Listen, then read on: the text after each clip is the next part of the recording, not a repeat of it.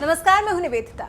नेपाल हाल के दिनों में भारत के लिए चिंता का सबब बन गया है। वहां की वामपंथी सरकार न केवल चीन की गोद में जा बैठी है, बल्कि उसके इशारे पर कई ऐसे वैसे काम भी कर रही है, जिससे भारत के सामने मुश्किलें आ रही हैं। यही वजह है कि रॉ के प्रमुख सामंत गोयल बुधवार को नेपाल दौरे पर गए।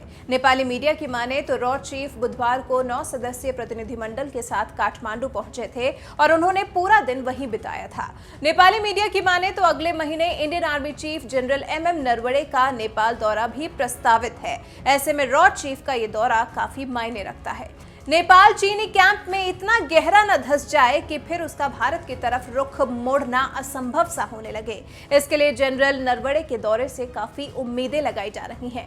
भारत और नेपाल के बीच पुराना सैन्य संबंध है। नेपाल ने कालापानी, लिम्पियाधुरा और लिपुलेख को अपने नक्शे में शामिल कर लिया है। तब से दोनों देशों के संबंधों में थोड़ी दूरी जरूर महसूस की जा रही है। नेपाल की शिकायत है कि भारत ने सीमा विवाद को सुलझाने के लिए विदेश सचिव स्तर की बातचीत का तंत्र बहाल करने की उसकी सालों पुरानी मांग को तवज्जो नहीं दी। संभव है कि आर्मी चीफ के दौरे में नेपाल की इस मांग पर भी गहन विचार हो।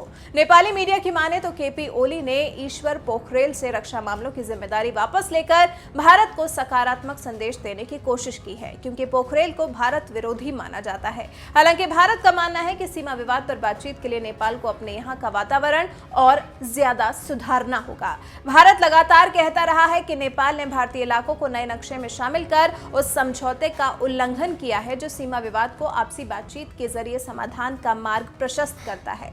इसके साथ ही साथ विदेशी मामलों के जानकार ये भी कह रहे हैं कि नेपाल की बहुत जल्दी बुद्धि खुल गई है और चीन से गंभीर चोट खाने से पहले बच गया है, क्योंकि नेपाल का विकास, बेहतरी सब कुछ भारत के साथ जुड़ा है।